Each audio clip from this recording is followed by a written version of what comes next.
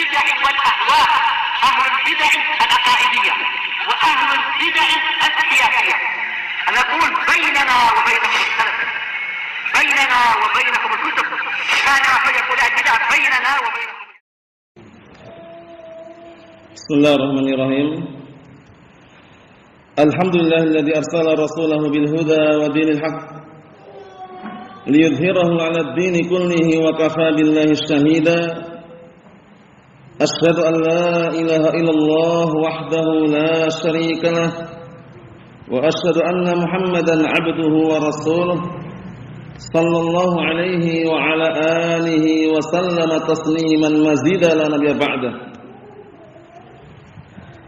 Ikhwani fid din wa akhwati fillah, a'azzani wa a'azzakumullah jami'an, barakallahu fikum.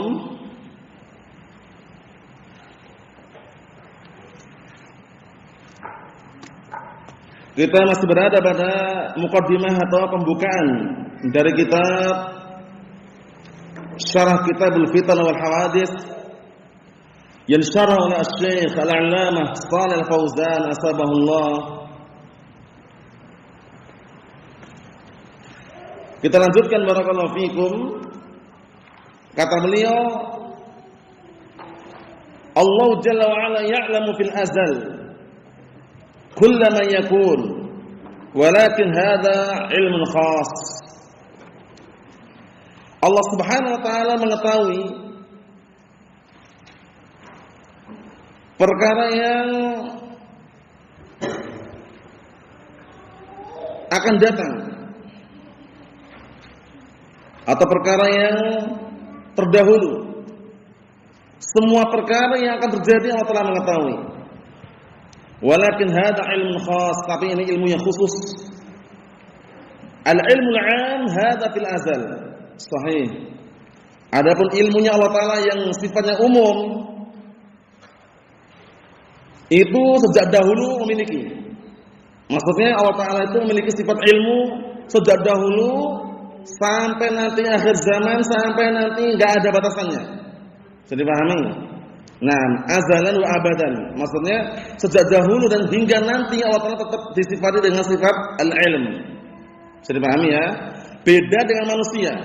Manusia itu dikatakan memiliki sifat ilm kalau sudah punya ilmunya. Ya kan? Tapi Allah Subhanahu wa taala memiliki sifat ilm ini sejak dahulu kala dan sampai nanti enggak ada batasannya. Mafhum? Nah, karena kita perhatikan Allah Taala huwal awal wal akhir. Allah Taala itu zat yang awal, yang pertama, tidak ada yang sebelumnya, yang akhir tidak ada lagi setelahnya. Mafhum? Nah, sehingga ilmunya Allah Taala sejak dahulu ada. Alima kulla syai'in subhanahu wa ta'ala. Allah Subhanahu wa taala mengetahui segala sesuatu. Wa katabahu fil lauhil mahfuz. Masyaallah. Dan Allah Ta'ala telah mencatatnya di dalam Lauhul Mahfuz semuanya. Makanya kalau kita jumpai hadis yang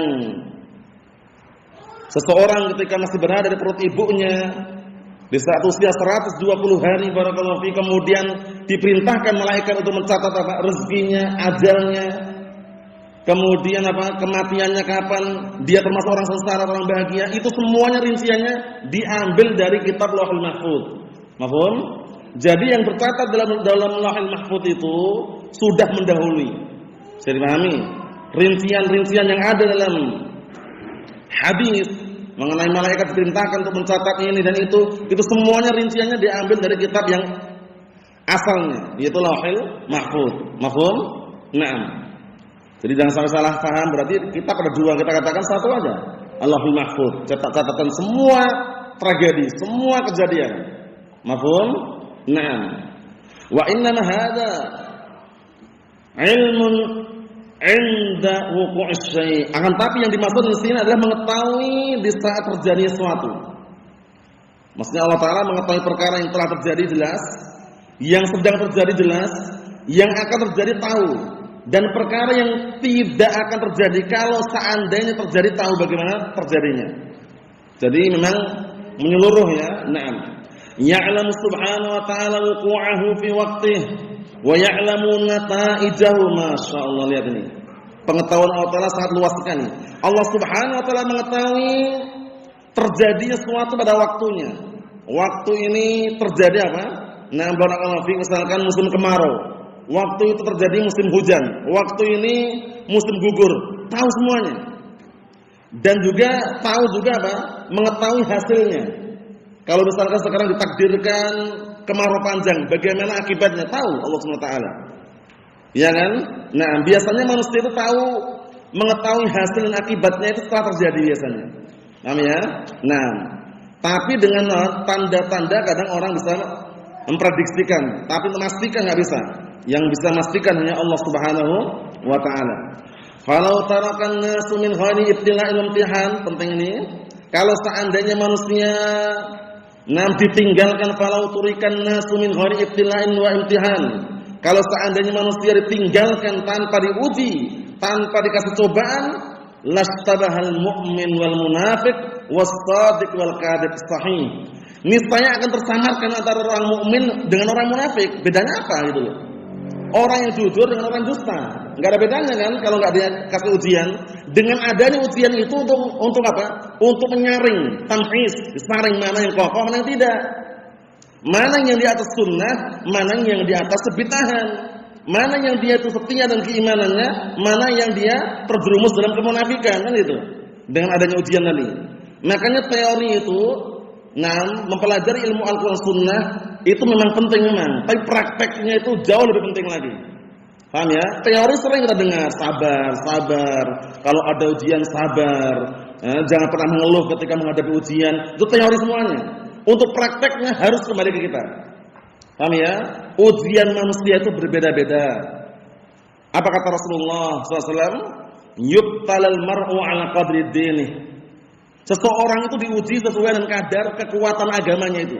Kokohnya orang tersebut terhadap apa? Al-Quran dan Sunnah. Semakin kokoh di atas Al-Quran dan Sunnah, semakin besar ujiannya. Paham ya? Yubtalal mar'u ala qadri dinih. Seseorang itu diuji sesuai dengan kadar agamanya. Istiqomah dia di atas Al-Quran Sunnah kayak apa? Ujiannya bagaimana? Nah, sampai sebutkan nih hadis yang berikutnya, lafaznya sambungannya itu, kalau seandainya agamanya itu kuat, suddida alaih. Kalau agamanya kuat, istiqomahnya kuat, suddida alaih, ujiannya diperbesar juga. Wa in kana fi dinihi riqqah, tapi kalau agamanya itu lemah, imannya lemah, khufifa'an, dia pun akan diperingan dengan ujian. Yubtalal mar'u ala qadri dinih. Seseorang diuji sesuai dengan kadar agamanya. Sehingga ketika antum dan kita mendapatkan ujian, jangan pernah suudzon billah, yang penting ini. Jangan pernah berburuk sangka kepada Allah Subhanahu wa taala. Karena justru di saat kita istiqamah di atas Al-Qur'an dan Sunnah, kok banyak ujian, tanda cintanya Allah Taala kepada hamba tersebut. Sebagaimana datang dalam hadis yang sahih, apa kata Rasulullah sallallahu alaihi wa ala alihi wasallam? Beliau menyatakan, innallaha ta'ala idza habba qauman ibtalahum faman radiya falahu ridha wa man sakhita falahu sukhut. Ini penting sekali. Tanamkan di benak kita semuanya. Sesungguhnya Allah Taala itu kalau mencintai suatu kaum, menguji mereka. Jadi ketika kita dapat ujian, bukan berarti kita dibenci. Bukan berarti kita ini dimusuhi, bukan. Selama kita istiqomah di atas kebenaran, ujian itu apa? Bagaikan apa? Bukti cintanya Allah Taala kepada kita. Tinggal kita bagaimana mengatasinya. Ada dua solusi. Solusi yang pertama bagus, solusi yang kedua buruk. Yang pertama apa? Faman radiya falahu ridha. Barang siapa yang ridha, pasrah, dengan ujian tersebut sabar dia hadapi, dia akan mendapatkan apa? Ridha Allah Subhanahu wa taala. Wa man sakhita falahu sukhut. Tapi barang siapa yang berkeluh kesah, murka, enggak terima, wah, kok dikit-dikit diuji ya, dikit-dikit ada ujian, dikit-dikit ada muskilah, ada masalah, dikit-dikit ada cacian makian, ujian barakallahu fiik. Kalau kita tidak menghadapi dengan pasrah dan terima, maka apa larinya nih? Kepada kemurkaan. Falahus sukhut. Dia akan mendapatkan kemurkaan Allah Subhanahu wa taala. Makanya sabar barakallahu fiik dalam menghadapi ujian, apalagi selama kita masih hidup di dunia ini ujian pasti banyak. Paham ya? Mulai dari ujian berupa harta, ujian berupa keluarga, ujian berupa 6 kata-kata, ya kan? Ujian semuanya. Ingat-ingat, solusi yang terbaik adalah ridho, pasrah, siap menerima dan menghadapi ujian tersebut. Bisa dipahami? Nah, kita lihat lagi. Jadi dengan adanya ujian akan nampak mana yang beriman, mana yang munafik, mana yang jujur, mana yang dusta. Wala yu'lamu hadza min hadza. Dan tidak akan diketahui dari yang ini dengan yang ini. Enggak akan diketahui karena enggak ada ujian. Si fulan diuji sabar enggak dia? Dia mungkin diuji dalam hal harta, mampu dia menahan. Ternyata diuji dalam hal tahta, kekuasaan jabatan, kalah dia, malah nyalek. Apanya? Calon legislatif. Namanya dia diuji dalam jabatan enggak kuat di situ. Diuji dalam hal harta kuat menahan. Diuji dalam hal apa tahta, kedudukan, jabatan kuatnya. Diuji dalam hal wanita, roboh dia misalkan. Nah, ujian tersebut harus kita lalui barakallahu fi. Terus bagaimana caranya kita bisa melaluinya? Dengan tenang, tentram. Pastikan kita harus siap untuk memahami agama ini. Memahami Al-Qur'an dan As-Sunnah. Semakin kita paham agama, semakin kita paham syariat, insyaallah باذنillah, semakin apa? Dipermudah untuk kita bisa menahan dan juga menghadapi ujian tersebut. Kita lihat kata beliau, wajarat sunnatullah jalla wa ala wa hikmatuh fi annahu yajril imtihanat 'alan nas. Dan sungguh telah Allah Ta'ala tetapkan, telah berjalan ketetapan Allah Ta'ala sunnatullah jalla wa ala, dan juga telah jalan pula apa? Hikmahnya, hikmah di balik ujian. Bahwasanya apa? Bahwasanya akan berjalan ujian-ujian menimpa manusia. Jangan pernah lari dari ujian, wah anak enggak mau diuji. Pengennya hidup tenang, beneran, enggak bisa. Selama masih hidup dunia ini, apalagi semakin kokoh di atas Al-Qur'an Sunnah, semakin besar ujiannya. Semakin besar ujiannya. Paham ya? Nah, antum melihat sebagian orang yang awal mulanya kokoh, wala'iyadzubillah ya, kita berlindung, semoga senantiasa tetap kokoh sampai akhir hayat menjemput kita barakallahu fiik. Di antaranya apa? Mereka lengser mundur ke belakang gara-gara harta. Wala'iyadzubillah. Semula kokoh istiqomah menyuarakan al-haq, menyuarakan qala Allah qala Rasul, tapi begitu datang ujian berupa harta, kalah mereka. Nah, akhirnya berdakwah dengan apa? Dengan cara yang haram, mencari harta dengan apa? Nah, dengan media sosial yang haram. Akhirnya barakallahu fiik, nah, berdakwah pun harus apa? Meminta bayaran. Kalau enggak dibayar enggak ngajar, enggak mengajarkan ilmu Al-Qur'an Sunnah. Banyak sekali ujian harta sangat berat barakallahu fiik. Apa kata Rasulullah SAW dalam hadisnya Ka'ab bin Iyad rawahu Tirmidzi? Rasulullah SAW menyatakan likulli ummatin fitnah wa fitnatu ummati al-mal. Setiap umat itu ada ujian, dan ujian untuk umatku kata Rasulullah SAW adalah harta. Makanya harta ini barakallahu fiik memang sangat mengerikan sekali. Antum lihat Qarun, Haman, mereka apa? Tersungkur, mereka terjatuh dalam kegelapan, terjatuh dalam apa? Kesengsaraan. Sebabnya apa di antaranya? Ujian berupa harta, kekayaan. Iya kan? Nah, Allahul musta'an. Allahumma sallim. Kita lihat bagaimana manusia ketika mendapatkan ujian. Faminan nasi man yasbir wa yatamassak bidinih. Pertama, ada di antara manusia yang dia itu sabar dan tetap kokoh dengan agamanya. Sabar dan kokoh. Ini berat ya. Sudah sabar, kokoh dia. Mahmanalahu minal fitan wal musyaq. Bagaimanapun yang telah menimpa dirinya berupa fitnah dan rasa berat. Fitnah, ujian, cobaan, kemudian permusuhan, perselisihan, tapi dia sabar. Sabar dan berpegang teguh dengan agamanya. Memang sebagaimana dalam hadis yang sahih, hadisnya Anas bin Malik radhiyallahu anhu riwayat Tirmidzi, apa kata Rasulullah SAW? Ya'ti 'alan nasi zamanun as-sabiru fihim 'ala dinih kal qabid 'alal jamri. Akan datang nanti di hadapan manusia suatu zaman. Ini kita rasakan sekarang ini. Suatu zaman yang mana orang kokoh di atas agamanya di zaman tersebut bagaikan orang yang menggenggam bara api. Panasnya luar biasa. Cacian, makian, gunjingan, pengusiran, bahkan kadang-kala ya kan, kemudian ujian dari keluarganya, saudaranya, temannya sendiri, anak sendiri, bapak sendiri, ya kan? Itu semuanya harus dihadapi barakallahu fiik. Nah, wa takunul aqibatu lil muttaqin. Dan menjadilah yang namanya akibat yang baik itu hanya untuk orang-orang bertakwa. Ini tipe yang pertama. Tipe yang pertama ketika ada ujian sabar dia dan tetap kokoh di atas agamanya.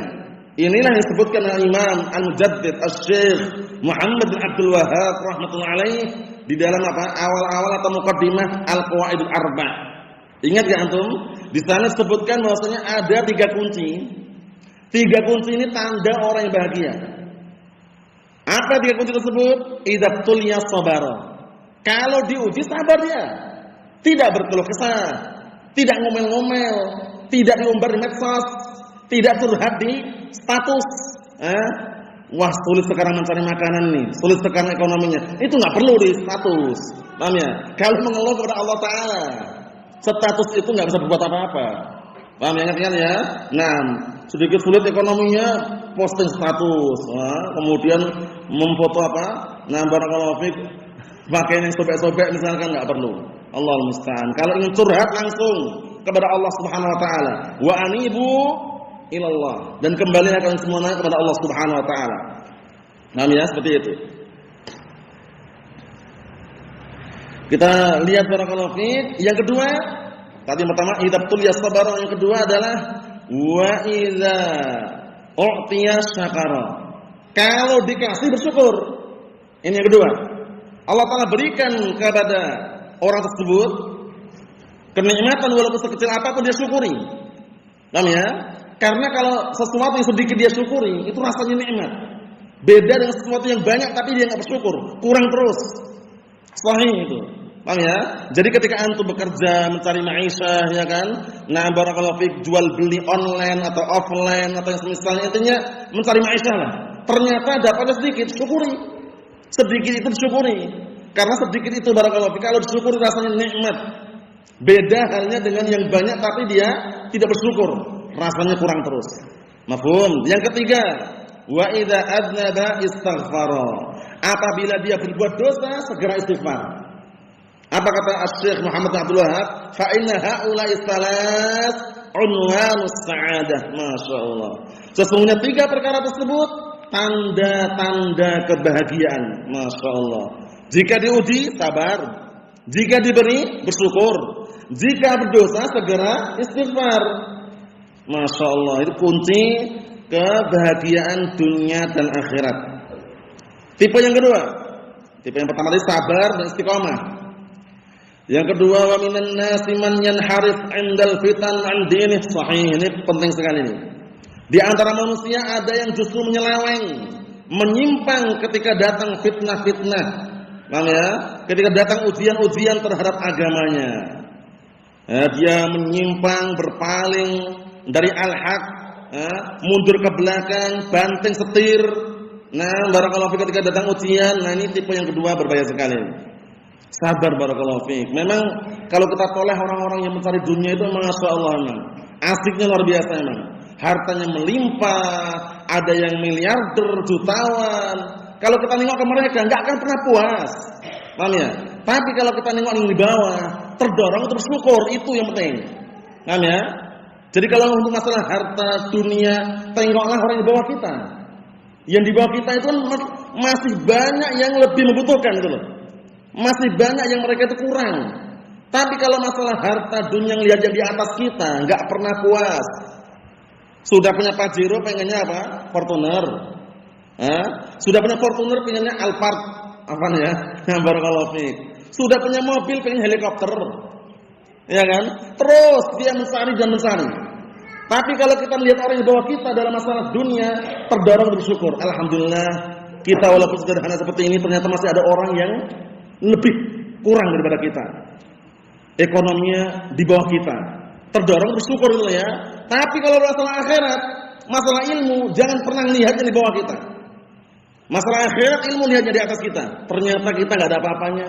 Sudah hafal Sahih Bukhari, ternyata belum hafal Sahih Muslim. Sudah paham fikih, ternyata belum paham mustalah.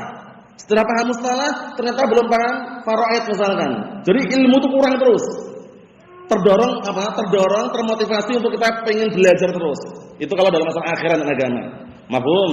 Nah, apa kata Rasulullah SAW dalam hadis Abi Hurairah radhiyallahu anhu yang diriwayatkan oleh Imam Muslim dan juga yang lainnya, "Unzuru ila man huwa asfala minkum wa la tanzuru ila man huwa fawqakum. Dzalika ajdaru alla tazdaru nikmatallahi 'alaikum." Masyaallah. Lihatlah orang-orang yang di bawah kalian dalam hal dunia dan harta. Jangan kalian melihat orang yang di atas kalian.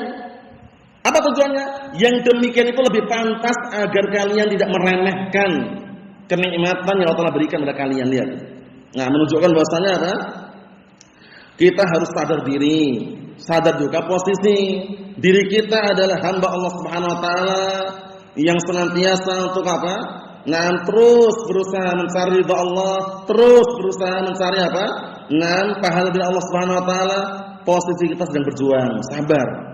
Paham ya? Jangan sampai mundur ke belakang. Lihat tipe yang kedua nih.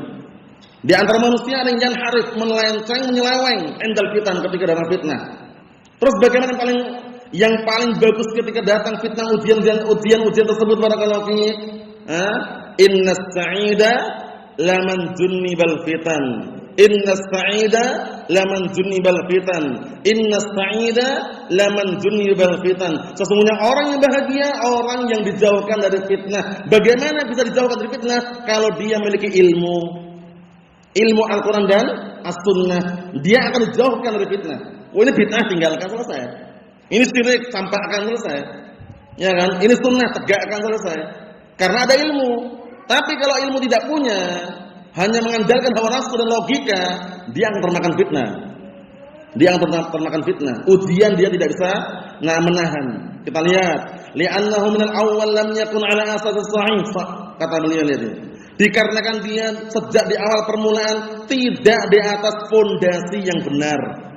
Datang ujian sudah menyelenceng duluan dia, melenceng, menyeleweng, mundur ke belakang, banting setir.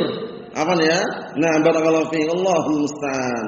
Karena sudah tidak punya fondasi yang kokoh yang sahih tadi, maka dia apa? Akhirnya terdampar ke dalam apa? Lembah kemaksiatan juga. Nah, kesesatan. Kita lihat, wa minan nasi man ya'budullaha 'ala harfin. Di antara manusia ada yang menyembah Allah di atas harf. Harf yakni taraf. Hanya menyembahnya di atas ujung saja. Ujung jurang, maksudnya tidak full untuk Allah taala. Tidak sepenuhnya untuk Allah taala. Nyembah Allah taala dan juga nyembah makhluk gitu loh. Paham ya? Nah, seperti orang musyrikun terdahulu dan bahkan belakangan juga. Nah, kalau terdahulu bisa dikatakan lebih ringan. Mereka berbuat syiriknya ketika apa? Ketika senang, tentram, ya kan? Tapi ketika genting di tengah lautan misalkan, atau sedang diuji dan ujian yang sangat besar, mereka ikhlas. Mereka minta kepada Allah Subhanahu wa taala. Orang musyrikun zaman sekarang bagaimana? Fi syiddah wa raha. Ketika senang berbuat syirik, ketika apa? Susah pun berbuat syirik. Itulah parahnya orang musyrikin zaman sekarang. Allahumma sallim. Kita lihat. Fa in asabahu khairun itma'anna bih. Jika telah menimpa kepadanya kebaikan, tenang hatinya. Lihat ini. Wa in asabathu fitnatun, tapi kalau menimpa pada dirinya fitnah ujian, inqalaba ala wajhi, langsung berbalik wajahnya. Khasirat dunya wal akhirah. Rugi, bangkrut dunia dan akhiratnya. Dzalika huwal khusran mubin. Yang demikian itulah kerugian yang nyata. Tabayyana min hadza, nampaklah dari penjelasan ini malillahi jalla wa ala minal hikmah fi ijra'il fitan 'alal ibad, yaitu apa-apa yang Allah taala berikan berupa hikmah di balik apa? Di balik diperlakukannya ujian-ujian terhadap hambanya. Jadi ujian yang Allah taala berikan hamba itu di balik ujian itu ada hikmah. Pastikan itu sudah. Paham ya? Ada hikmahnya. Nah, antum kadang atau kita yang sakit, ada hikmahnya kira-kira? Ada hikmahnya agar kita sadar, ingat bahwasanya kita itu ketika sakit, itu kita ingat ternyata nikmatnya masa sehat itu loh. Iya kan? Nah, barakallahu fiik. Kemudian katakanlah kita diuji dengan apa barakallahu fiik? Susah dalam apa? Memahami, itu ujian juga. Agar kita sadar bahwasanya perlu proses. Rajin, tekun atau misalnya. Kadang-kadang barakallahu fiik ini terbukti ya. Seseorang berhasil bukan karena kecerdasan dia. Tapi pertama dengan izin Allah, kedua dengan rajin dan tekunnya dia akan berhasil. Walaupun dia enggak cerdas. Karena banyak orang yang cerdas pandai, dia enggak berhasil kenapa? Karena dia mengandalkan kecerdasannya. Dia tidak rajin, tidak tekun, dia hanya mengandalkan kecerdasannya. Tapi kalau tergabungkan pada dirinya cerdas, rajin, tekun, bagus. Istiqamah di atas Al-Qur'an dan As-Sunnah. Naam. Ikhwani fid din, a'azzani wa a'azzakumullah jami'an wa barakallahu fikum. Kita ambil hadis yang pertama dari Kitabul Fitan ini. Kitabul Fitan wal Hawadits karya Syekh Muhammad bin Abdul Wahhab rahimatullah alaih, yang disyarah oleh Syekh Al-'Allamah Shalih Al-Fauzan asbahullah. Nanti yang belum punya kitab menyusul nanti ya untuk hari-hari ke depannya. Sekarang halaman 11, ambil hadis pertama. Hadis pertama ini masyhur, ma'ruf, sering Anda dengar. Sebagai motivasi buat kita dan sebagai pelajaran buat kita. Kita baca. An Abi Hurairah radhiyallahu anhu qala, anna Rasulullah sallallahu alaihi wasallam qala, badirul fil a'mali fitanan kaqita'il lailil mudlim, yusbihu ar-rajulu mu'minan wa yumsi kafiran, aw yumsi mu'minan wa yusbihu kafiran, yabi'u dinahu bi'aradin minad dunya. Rawahu Muslimun. Sering dengar ini kan? Ini kalau bisa dihafal ya hafalkan nih. Ini bagus sekali hadisnya. Ana artikan. Dari hadisnya Abi Hurairah radhiyallahu anhu, Abdurrahman bin Sakhr Ad-Dausi. Bahwasannya Rasulullah SAW berkata, badirul fil a'mal fitanan, bersegeralah kalian beramal sebelum datang fitnah atau ujian. Fitnah ujian di antaranya apa sih? Di antaranya rasa sakit, waktu sempit, itu ujian juga. Makanya dikala ada waktu luang dan dikala sehat, segera. Sebagaimana dalam hadis yang sahih, hadisnya Abdullah bin Abbas radhiyallahu anhu, riwayat Bukhari, apa kata Rasulullah sallallahu alaihi wasallam? Nikmatani maghbunun fihi katsiran minan nas, as-sihhatu wal faragh. Dua kenikmatan yang manusia kebanyakan lalai dari dua kenikmatan tersebut, nikmat sehat dan waktu luang. Jadi antum dan kita di saat ada waktu luang, paham ya? Dengan barakallahu fi, dengan usaha dari kita untuk meluangkan waktu tadi, dan juga dengan waktu yang sehat tadi, gunakan, manfaatkan. Jangan justru nunggu waktu sakit. Kalau sudah sakit nggak ada lagi waktu, ya kan? Kalau waktu sempit nggak ada lagi, adanya hanya angan-angan. Duhai seandainya, itu nggak terima sudah, terlambat sudah. Mafhum? Naam, lihat ini. Segeralah kalian beramal sebelum datang fitnah, ujian-ujian, yang mana ujian ini kaqita'il lailil mudlim, bagaikan atau seperti potongan malam yang gelap gulita. Lihat, fitnahnya ngeri, ujiannya seperti malam yang gelap gulita, malam yang sangat gelap gulita. Perlu apa kita kalau jalan? Cahaya. Nah, cahayanya apa? Ilmu. Lah kalau nggak punya ilmu bagaimana? Datang fitnah nggak punya ilmu dia. Pertama panik, kedua bingung, ketiga bimbang, yang keempat stres pun bisa, ya kan? Karena ilmu nggak punya. Coba kalau dia punya ilmu, langsung bisa memilah dan memilih, bisa, barakallahu fiik, menyaring, bisa memfilter. Wah ini bid'ah atau sunnah, ini syirik atau tauhid, ya kan? Ini taat atau maksiat. Dengan apa? Ilmu, ingat-ingat. Nah, lihat ini fitnah yang disebutkan ini. Bagaikan potongan malam yang gelap gulita. Karena dahsyatnya fitnah tersebut membuat orang berubah drastis. Berubahnya bukan perlahan-lahan, cepat sekali perubahan ini. Bagaimana kita lihat? Yusbihur rajulu mu'minan wa yumsi kafira. Pagi hari seseorang masih mukmin, sorenya sudah menjadi kafir. Cepat atau lama? Cepat sekali. Pagi masih mukmin, sore sudah menjadi kafir. Pagi masih sunni salafi, kemudian sore sudah menjadi mubtadi' hizbi wal iyad billah. Nanti kita lihat sebabnya apa kira-kira. Sebaliknya dulu, au yumsi mu'minan wa yusbihu kafira, atau sorenya masih mukmin, pagi sudah menjadi kafir. Sebabnya apa kok berubahnya sangat drastis? Fitnahnya apa sih fitnahnya? Ujiannya apa sih? Ya bi'udinahu bi'aradin dunya. Dia menjual agamanya dikarenakan hanya ingin mengharapkan secuil daripada dunia, bukan semuanya, secuil aja nih lihat. Mengharapkan secuil daripada dunia, lupa akhiratnya. Karena dia sudah terlanjur barakallahu fiik, terhipnotis dengan dunia, dia buta terhadap akhiratnya, buta terhadap agamanya. buta terhadap akidahnya, buta terhadap manhajnya. Lihat itu. Waliyadzubillah. Lihat perubahan yang sangat drastis. Ternyata apa? Menjual agamanya dikarenakan ingin mengharapkan secuil daripada dunia. Waliyadzubillah. Ini adalah apa? Nah, barakallahu fi ultimatum buat kita semuanya. Nasihat buat kita semuanya. Jangan pernah kita mendakwakan agama hanya ingin mengharapkan imbalan atau upah dari orang lain. Jangan. Kalau ingin mengharapkan upah yang kekal abadi dari siapa? Allah Subhanahu wa taala. Ingat ayat yang sering ana ulang-ulang barakallahu fiik. Ittabi'u man la yas'alukum ajran wa hum muhtadun. Ikutilah orang yang tidak pernah minta upah sedikit pun atas dakwah mereka kepada kalian. Dan mereka adalah orang-orang yang diberikan petunjuk. Siapa ini? Para nabi dan rasul.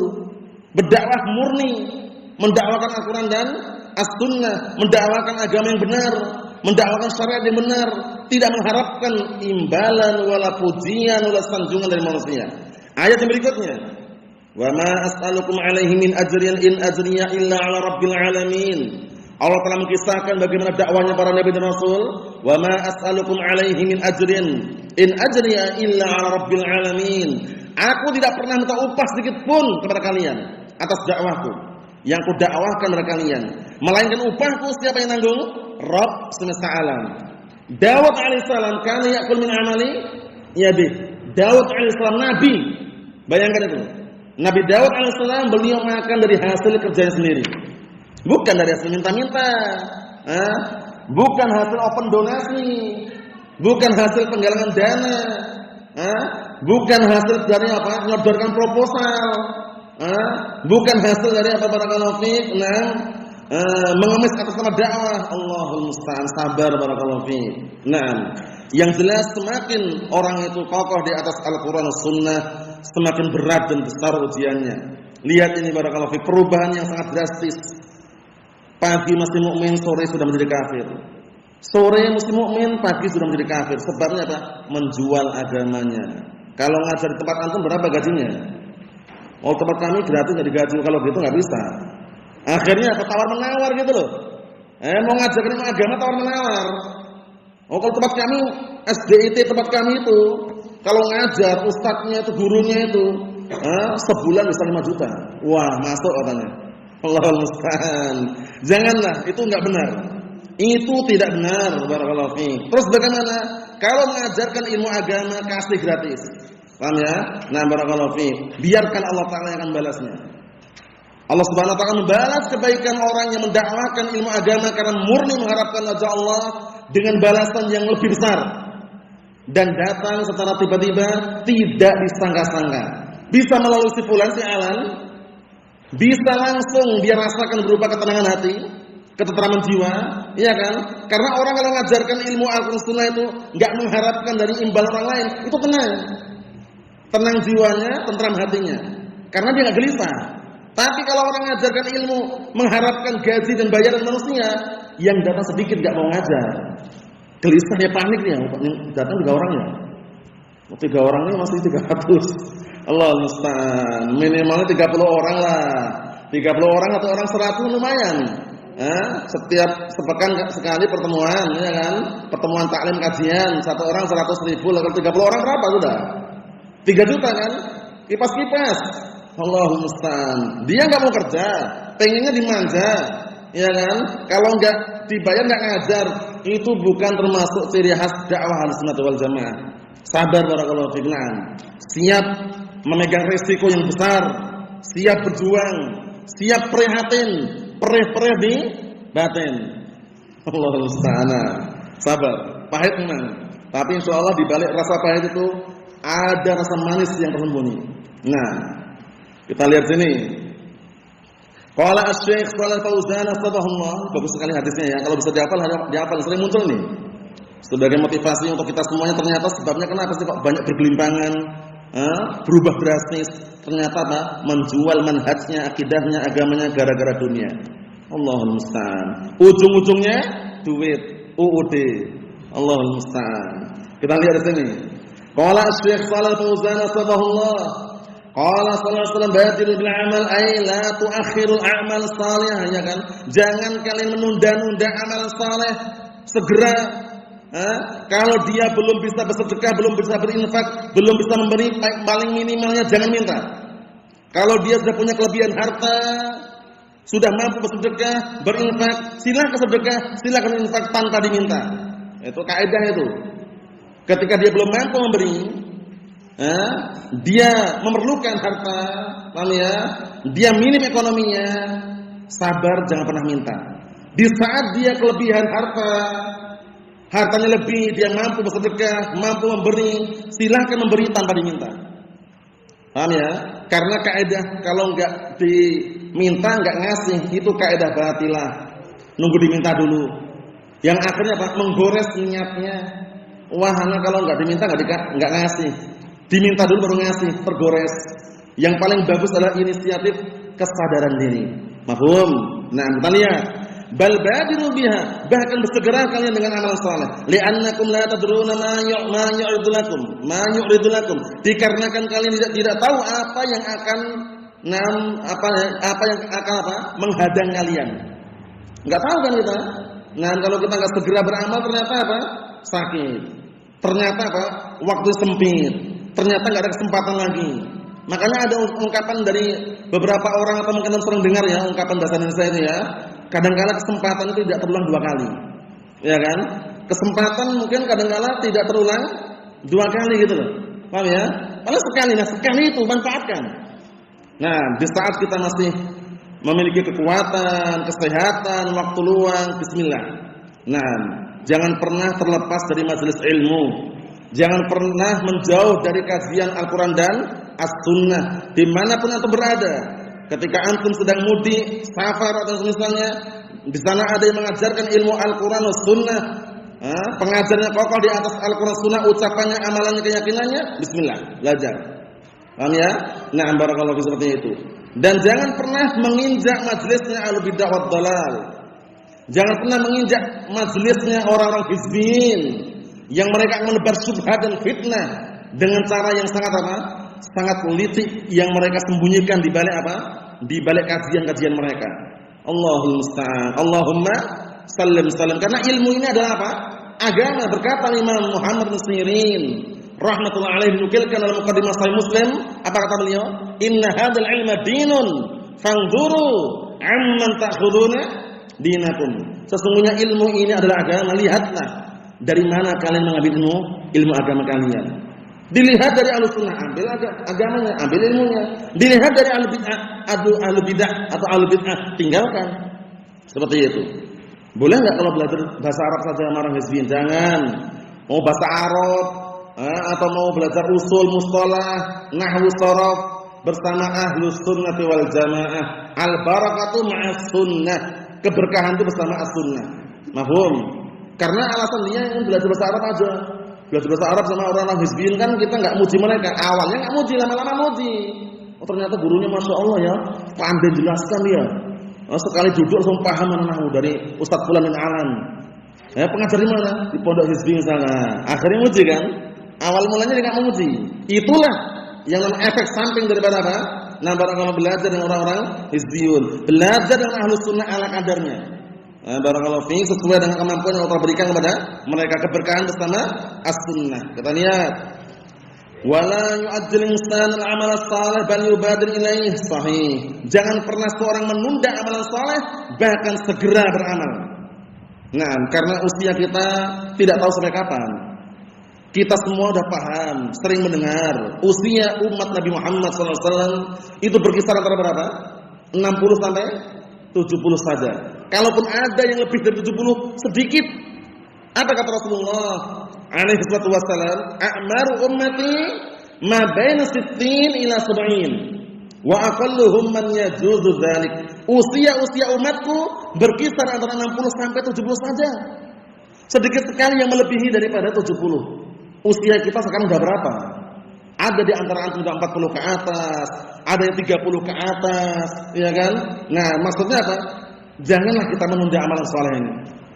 Terkhususkan apa? Di akhir zaman yang penuh fitnah, amalan saleh yang tidak ada tandingannya kalau dia ikhlas dalam mencarinya, yaitu apa? Ilmu syar'i. Al-ilmu la ya'dilhu syai' liman sahhat niyatuh. Ilmu itu enggak ada sesuatu apapun yang menandinginya. Bagi orang yang niatnya tulus, niatnya benar dalam mencari ilmu. Jadi ingat-ingat ya, kalau mencari ilmu niatnya harus tulus. Kemudian Imam Ahmad ditanya, ya Abu Abdullah, kaifa tasbihun niyyah? Wahai Abu Abdullah, bagaimana seseorang mencari ilmu kok dibilang niatnya tulus dan juga ikhlas itu? Kata beliau, yanwi raf'al jahli an nafsihi wa an ghairihi. Dia meniatkan dalam mencari ilmu itu untuk menghilangkan kebodohan dari diri pribadi baru orang lain. Itu niatnya tulus. Orang kalau mencari ilmu agama hanya ingin mendapatkan gelar, itu sudah tidak tulus lagi. Wah, nanti kalau sudah dapat gelar LC berhenti. Wah, belum dapat gelar MSc nih, kuliah lagi. Orang mencari ilmu itu sampai kapan? Min barakallahu fi, sebutkan dalam ungkapan Imam Ahmad bin Hanbal yang masyhur yang ma'ruf apa itu? Talabul ilmi minal mahbarah ilal maqbarah. Mencari ilmu itu mulai dari tinta yang dialirkan sampai ke liang lahat. Sampai mati maksudnya. Jadi walaupun antum dan kita sudah tua pun, nah di saat-saat masih mampu untuk mencari ilmu. Jangan pernah kepikiran, wah kalau udah ngajar itu sudah mencari ilmu lagi. Tidak, orang ketika mengajarkan ilmu, itu sebelum dia mengajarkan persiapan juga. Persiapan mana yang perlu diajarkan, faedah mana yang perlu dikeluarkan, mana yang perlu dihafalkan, sama-sama masih belajar itu. Paham ya? Dengan cara mengajarkan ilmu tadi, ilmu akan semakin melekat kalau dia mengamalkannya. Jadi paham ya? Makanya sangat disayangkan orang kalau mengajarkan ilmu kok dia enggak ngamalkan. Katanya gabung masuk penyawa haram, ternyata salah dia. Apa ya? Allahu musta'an. Katanya minta-minta haram, open donasi dia, penggalangan dana dia. Allahu musta'an. Nah, itu namanya jarkoni. Apa jarkoni itu? Ngajar orang ngelakoni. Allahul musta'an. Allahumma sallim. Kita ambil dikit lagi. Bal yubadir ilaihi, bahkan segeralah dalam beramal. Li alla yafut, tujuannya agar tidak terlewatkan amalan saleh. Li anna satakunu fitanun tusrifun nas anil amal saleh, karena akan terjadi fitnah, akan terjadi ujian yang memalingkan manusia dari amalan-amalan saleh tadi. Kalau udah datang ujian, dah lupa dia. Nah, awal mulanya rakyat sipil, rajin ngaji dia, taklim terus. Lama-lama dia udah kaya, usahanya sukses, nyalek dia. Akhirnya banyak yang ngasih dorongan, semoga nanti kalau ada yang anggota dewan dari Ahlus Sunnah dipermudah Ahlus Sunnah. Ternyata setelah jadi dewan lupa dia. Lupa dengan teman-temannya dulu. Salam ini enggak jawab, ya kan? Sehingga dicukur karena isbal. Nah, makanya jangan pernah mendukung. Walaupun nampaknya Ahlus Sunnah kok dia masuk dalam pintu-pintu pemerintahan, apalagi udah nyalek, itu enggak selamat sudah. Buktinya banyak sekali buktinya. Nah, satu bukti saja di Yaman itu ada orang namanya Hani Buraik. Hani Buraik ini dulu terkenal di kalangan Ahlussunnah waktu itu. Hani Buraik ini, paham ya? Lama-lama terfitnah dengan apa? Jabatan dan kedudukan. Diangkat menteri oleh apa? Presiden waktu itu, Abdurrahman Mansur Hadi. Paham ya? Presiden Yaman waktu itu. Paham ya? Diangkat menjadi menteri. Lama-lama dia apa? Sudah banyak pasukan mengikrarkan berontak, jadi pemimpin pemberontakan, bayangkan itu. Dulu padahal ketika awal kali mau jadi menteri itu didukung oleh ulama-ulama besar. Semoga ada dari kalangan Ahlus Sunnah, nanti kalau sudah menjadi dimudahkan Ahlus Sunnah. Ternyata lupa. Makanya yang paling selamat apa yang sudah kita ingat berkali-kali itu? Rakyat sipil Sunni Salafi sudah. Jangan jadi anggota dewan. Allahu musta'an. Kita lihat sini. Illa man sabatahu Allah azza wa jalla, kecuali orang yang Allah berikan kekokohan padanya. Lihat ini. Datang fitnah, langsung fitnah itu menyambar, mencampakkan manusia dari amalan saleh kecuali yang Allah telah kokohkan. Nah, kekokohan akan didapatkan kalau dia setia dengan apa? Ilmu syar'i, ilmu Al-Qur'an dan As-Sunnah. Kemudian dia ngamalkan, kemudian dia meyakini, kemudian dia apa? Nah, barakallahu fiik, mengucapkannya dan mendakwahkannya. Itu yang kita ambil barakallahu fiik pada kesempatan malam hari ini. Semoga sebagai apa? Nah, motivasi buat kita semuanya agar senantiasa istiqamah di atas Al-Qur'an Sunnah hingga ajal menjemput kita semuanya. Nasallahu as-salamata wal afiyah. Walhamdulillahirabbil alamin.